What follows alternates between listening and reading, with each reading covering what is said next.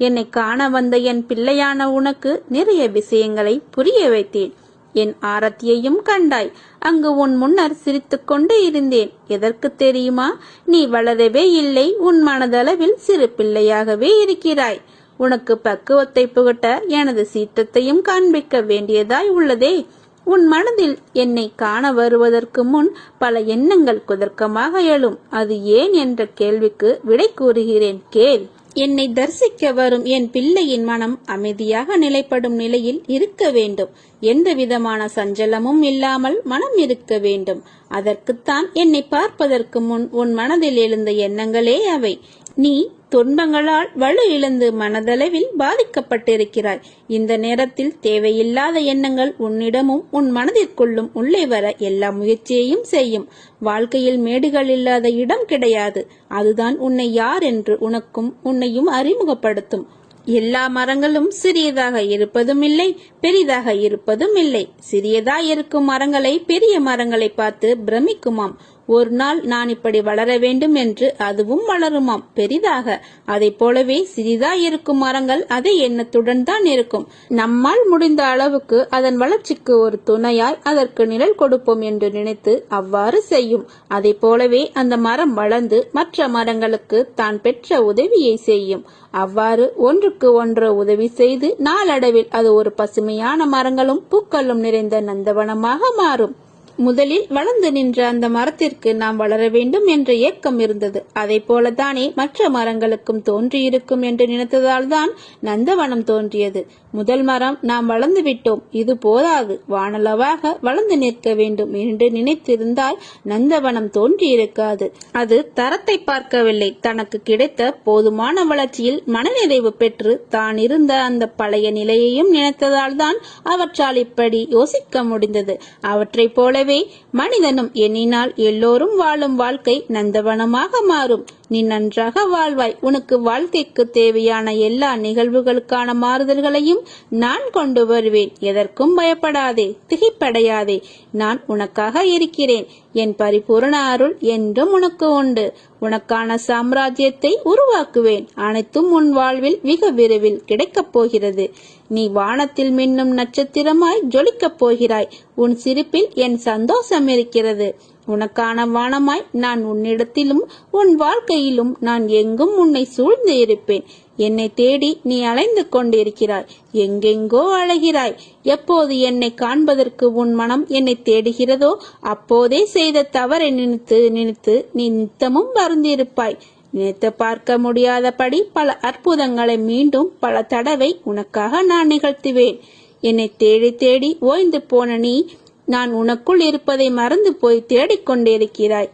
சித்திரமாக இருந்தாலும் சிலை வடிவில் இருந்தாலும் எனது ரூபத்திற்கு உயிர் கொடுத்து நீ வாசம் செய்யும் இடத்தில் இருந்து கொண்டு உன்னை வழி நடத்தி கொண்டிருக்கிறேன். இது தெரியாமல் நீ என்னை தேடி அலைந்து கொண்டிருக்கிறாய். நான் உனது கண் முன்னே அமர்ந்து கொண்டிருக்கிறேன். நீ வாசம் செய்யும் இடத்தில் எதுவும் உன்னை நெருங்காமல் துன்புறுத்தாமல் இருக்க காவலாக இருக்கிறேன். நீ மறந்து விட்டாய். உன்னை தேடி நான் வந்து அமர்ந்து கொண்டிருக்கிறேன்.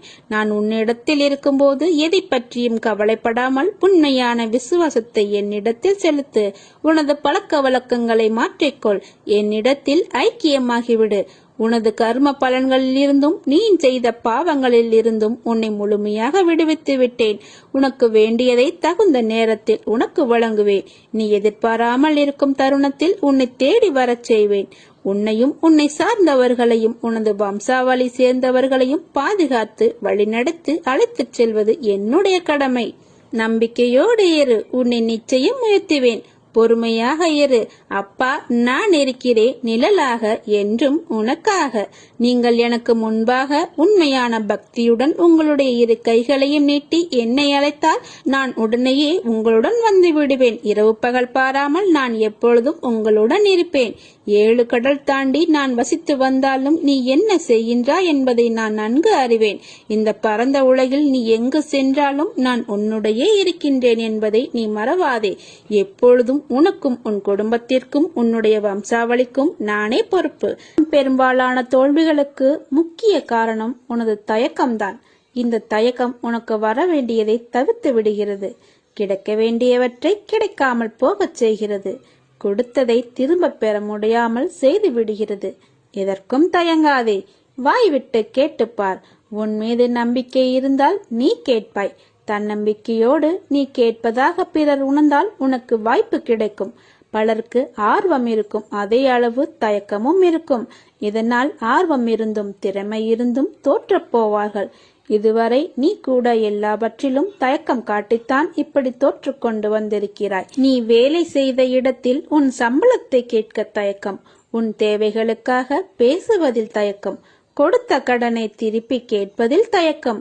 இப்படி எல்லாவற்றிலும் தயக்கம் இருந்தால் எப்படி நீ ஜெயிப்பாய்? எனவே தயக்கத்தை விட்டுவிடு, துடிப்போடு ஏறு, தைரியமாக கேள். தயக்கம் காட்டினால் உன்னை ஏமாற்றி விடுவார்கள். தைரியமாக தயக்கம் இல்லாமல் இரு. உனக்கு பின்னால் இருப்பது நான். உன்னை கைவிட மாட்டேன். உனக்கு எப்போதும் ஜெயம் உண்டாகும்படி நான் செய்வேன். உன் காலம் வரும் வரை ஊமையாக பொறுத்திரு. உள்ளத்தாலும் உடலாலும் ஓய்வின்றி உழைத்துக் கொண்டே இரு. எந்த நொடியும் மாற்றம் வரும் என்று எதிரிக்கு சொல்லிவை. அடுத்த நொடி உனக்கே ஆர்வத்தை அள்ளிக்கொண்டு செயல்படு. உலகமே உனக்குத்தான். வா, ஒரு கை பார்த்து விடலாம். என்னுடைய கையை இருக்க பிடித்துக்கொள். உன் வாழ்க்கையை விட உனக்கு வரும் கஷ்டம் பெரியதா? முதலில் அதை யோசித்துப்பார். நீ நினைக்கின்ற வகையில்தான் உன் கஷ்டம் உன் கண்களுக்கு புலப்படும்.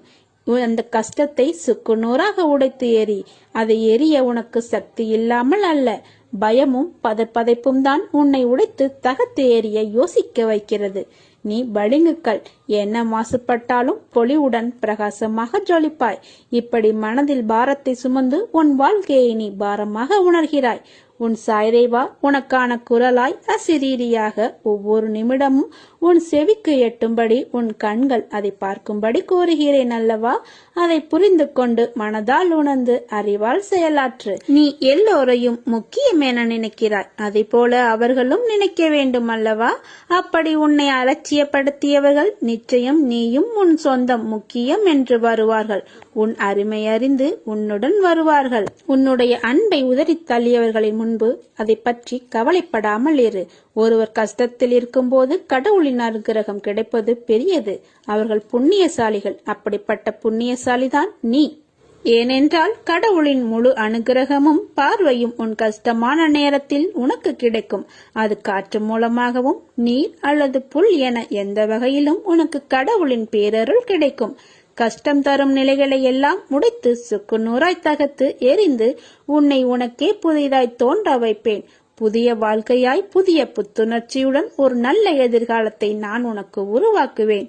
என்னை வேறொன்றிலும் நாட்டமில்லாமலும் பிரதிபலன் ஏதும் எதிர்பாராமலும் இரவு பகலாக தொழுபவன் இரண்டென்னும் மாயையை வென்று என்னுடன் ஐக்கியமாகி விடுகிறான். விசுவாசம் நிறைந்த இதயத்துடன் என்னை நினைத்தால் போதும். சுயநலம் கருதாது என்னை வழிபடுங்கள். எல்லா மங்களங்களும் உங்களுக்கு விளையும். விரக்தியை தூக்கி ஏறி, அதுதான் உனக்கு முதல் எதிரி. எல்லா செயல்களிலும் வெற்றி பெற்று கொண்டே இருக்க வேண்டும் என்று எவராலும் முடியாது. எல்லோருக்கும் வாழ்வில் வெற்றி தோல்விகள் உண்டு. அதை எப்படி அவர்கள் மன வலிமையுடன் கையாளுகிறார்கள் என்பதுதான் குறிப்பிடத்தக்கது. எனவே உன்னை ஆக்கிரமித்துள்ள சோர்வு, கவலை, விரக்திகளை தூக்கி ஏறி. அப்போதுதான் நீ செய்யும் காரியங்களில் முழு கவனத்துடன் உன்னால் செய்ய முடியும். நேரம் பொன் போன்றது. அதை தேவையற்ற எண்ணங்களுக்காக யோசித்து வீணாக்காதே. எல்லோருக்கும் வாழ்க்கையில் பிரச்சனைகள் இருக்கத்தான் செய்யும். அதையெல்லாம் நீ பொருட்படுத்தவே கூடாது. நீ சந்திக்கும் தோல்விகளை வைத்து வாழ்வில் தோற்றுவிட்டதாக நீயே முடிவு செய்யாதே. இந்த உலகத்தில் எதுவும் நிலையானது இல்லை.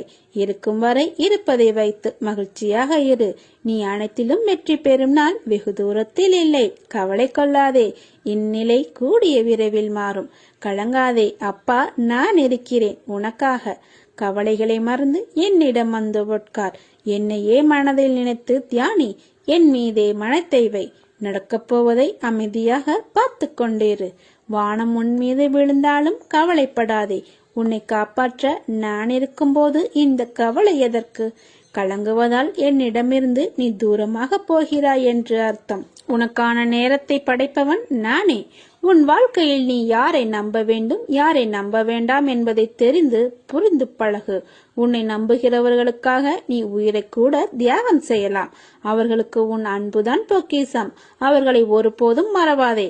அவர்களுக்கு நம்பிக்கை துரோகம் மட்டும் செய்யாதே. அது பாவம். அதை நீ எங்கு போனாலும் அந்த பாவத்தை துடைக்க முடியாது. அதை போல நீ ஒருவர் மீது வைத்துள்ள நம்பிக்கைக்கு அவர்கள் பாத்திரம் இல்லாதவராக இருந்தால் அவர்களிடம் கடிந்து பேசாதே. அமைதியாக அவர்களை விட்டு விலகிவிடு. உனக்கு நேரம் சரியில்லை என்று யாராவது சொன்னால் அதை கண்டு கொள்ளாமல் என் போக்கில் விட்டுவிடு. உனக்கான நேரத்தை படைப்பவன் நானே. அதை உனக்கு நல்லதாகவும் வெற்றி உள்ளதாகவும் மாற்றி உன் வாழ்க்கையில் என் ஆசையுடன் கூடிய அருளும் உனக்கு கிட்டும். வாழ்க்கை எவ்வளவு பலங்கள் கொண்டு இருந்தாலும் பலவீனம் வந்து தாக்குகிறது எப்படின்னு எதையோ நம்பிக்கையும் பொறுமையும் இருக்கும் மனதில் அதை சோதிக்க எல்லா தருணங்களும் நடைபெறத்தான் செய்யும். இந்த வாழ்க்கை ஏன் இவ்வளவு கடினம்? சுலபமாக கடவுள் படைக்கலாமே என்ற உன் நினைப்பு நகைச்சுவையாய் தெரிகிறது. நீ ஒரு பொருளை உன் அறிவாற்றலால் உருவாக்குகிறாய். அது ஜெயிக்க அதற்கு நீ எடுக்கும் வழிமுறைகள் சுலபமாக உள்ளதா இல்லையா? உன்னை படைத்த நானும் உன்னை உருவாக்க எடுத்த வழிமுறைகள், உனக்கு ஏற்படும் வழிகளும் போராட்டங்களும் எல்லாம் உன்னை படைத்த எனக்குத்தான். உனக்குள் உள்ள அகம்தான் உண்மையான வழிகள். அதை ஏற்றுக்கொண்டேன். நான் உருவாக்கிய என் உயிருக்கு நிகர் நீ. எந்த ஆபத்தையும் நிகழ விட மாட்டேன். எனது அனுமதி இல்லாமல் உன்னை துன்புறுத்தி பார்க்க ஆசைப்படுபவன் என்னை துன்புறுத்தி பார்ப்பதற்கு சமம். நான் உன்னுடன் இருக்கையில் எதற்காகவும் கடுகளவு கூட ஒரு நாளும் கலங்காதே. நான் இருக்கிறேன். பொறுமையாக இரு. வாழ்க்கை என்ற பாதையில் நாம் நெடுதூரமாக செல்கிறோம் என்பது நம் எண்ணம். ஆனால் பயணிக்க தூரம் சின்னதுதான். அதில் நாம் என்ன புரிந்து கொண்டோம் அதுதான் நம் பயணத்தின் அளவை நமக்கு காண்பிக்கும். என்றைக்கும் அந்த அளவு உனக்கு நிறைவாய் வேண்டும் என்றால் உன் மனதை தூய்மையாய் வைத்துக்கொள். உனக்கு சோதனையாக தெரிகிற இந்த காலத்தை மனதில் வைத்துக்கொண்டு வாழ்க்கையின் மீது சலிப்பும் வெறுப்பும் கொள்ளாதே. கஷ்டமான நிலை வரும்போது தாங்க முடியாவிட்டால் வாழ்க்கையில் என்றோ அல்லது சில காலம் முன்போ நீ ரசித்த சின்ன சின்ன நிகழ்வுகளை எண்ணி மகிழ். நிச்சயம் அது உனக்கு ஒரு புத்துணர்ச்சியை தரும். நான் மீண்டும் அதே சந்தோஷத்துடன் வாழ்வேன். வாழ்க்கையில் வெற்றி பெறுவேன் என்று மனதில் உறுதிக்கொள். என் வாழ்க்கையில் அப்படி ரசித்த நிகழ்வுகள் ஏதும் இல்லையே என்று கூறாதே. உன் மன அழுத்தத்தால் நீ ரசித்த சந்தோஷங்களை மறந்து அப்படி ஒன்றும் இல்லை என்கிறாய். நீ உன்னை அறிவதற்கு தியானம் உதவும். அனுதினமும் நீ தியானம் அனுஷ்டித்து வந்தால் உன்னுடைய அலைப்பாயும் எண்ணங்கள், துயரங்கள், ஏமாற்றங்கள் அடங்கத் தொடங்கும். நிதானமாக யோசித்துப்பார். நீ தியானத்தில் ஈடுபட உன்னுடைய மனம் ஒருமைப்பட்டு உன் வாழ்வின் நோக்கம் நிறைவேறும். மனதை ஒருநிலைப்படுத்துவது சிரமம்தான். ஆயினும் என்னை மனதில் நினைத்து இதை பின்பற்றி வா. உனது நிலை மாறி உன் லட்சியத்தை அடைவாய். உன்னை உயர்ந்த நிலைக்கு உயர்த்தவே நான் போராடி கொண்டிருக்கிறேன். உன்னுடைய துன்பங்கள் எல்லாம் முடிவுறும். நீ சீரும் சிறப்புமாய் மகிழ்ச்சியாக வாழ்வாய். நாம் செய்கின்ற அனைத்தையும் பாபா பார்த்து கொண்டுதான் இருக்கிறார் என்ற உண்மை தெரிந்துவிட்டால் நாம் படுகிற துன்பத்தை பற்றியோ எதிர்பார்க்கிற விஷயத்தை பற்றியோ கவலைப்பட மாட்டோம். அனைத்தையும் அவர் கண்கள் பார்க்க அவரால் நடைபெறுகிறது என்பதை தெரிந்து அமைதியாக இருப்போம். அமைதியாக பொறுமையாக அனைத்தையும் கவனியுங்கள். பாபா உங்களை கவனித்து வருகிறார். வாழ்க்கையில் ஏற்றமும் இரக்கமும் நிகழ்ந்து கொண்டே இருக்கிறது என வருத்தப்படாதே. முதலில் ஒன்றை புரிந்து கொள். வாழ்வில் நிலையுள்ளவை என ஒன்றும் இல்லை. தற்காலிகமாக நிகழும் சூழலுக்கு சில விஷயங்கள் நிலையுள்ளவையாய் உள்ளது. நிலையான ஒரு இடத்தை கண்டுபிடிக்க சில படிகளில் நீ எதிர்பார்ப்புடன் ஏறி போவாய். உன் எதிர்பார்ப்பு உனக்கு கிடைக்கவில்லை என்றால் அதே படியில் இறங்கி வருவாய். மறுபடியும் இதை செய்வாய். உனக்கென்று ஒன்று கிடைக்கும் வரை. கிடைத்துவிட்டால் அங்கே பொருந்தி கொள்வாய். அப்படி இருக்கையில் உன் அம்மாவாக அந்த இடத்தில் உன்னை யோசிக்கிறேன். அதற்கு நீண்ட வழிகளும் துன்பங்களும் அலைச்சலும். ஆனால் யோசிக்கும் போது உனக்கு இன்னும் அனுபவம் தேவை. உயர்ந்து நிற்க என்று தான் சொல்வேன். அதனால் தான் உன்னிடத்தில் மாறுதலான சூழ்நிலைகளை கொடுக்கிறேன். அந்த வழியை உனக்கு காண்பித்த நான் உன்னை அதில் வெற்றி பெற செய்ய மாட்டேனா? உன் சாய்தேவா பற்றி நீ புரிந்து கொண்டது இவ்வளவுதானா? நிச்சயம் நான் வெளிப்படுத்தி உன் கவனத்தை அதில் திருப்பி வெற்றி பெற செய்வேன். நன்றாக ஞாபகம் வைத்துக்கொள். ஒன்று உன்னிடத்தில் நடக்கவில்லை என்றால் அதைவிட உயர்ந்த மேலான விஷயங்கள் நடக்கப் போகிறது என்று அர்த்தம். அதனால் நீ எதற்கும் பயப்படாதே, கலங்காதே. உன்னில் நிச்சயம் வெற்றி என்ற தீபத்தை நான் ஏற்றுவேன். ஏமாற்றங்கள், விரக்தி என எதிர்மறையாய் உன்னை சூழ்கின்றது என்று நினைக்கிறாயா? கவலை கொள்ளாதே. இருளில் இருந்துதான் உதயம் பிறக்கும். அதை போலவே நேர்மறை தெரிவது உன்னிடத்தில். பௌர்ணமி, அமாவாசை என இரண்டுமே உலக மனிதனின் வாழ்க்கையை சொல்லும் மிகப்பெரிய உதாரணம்.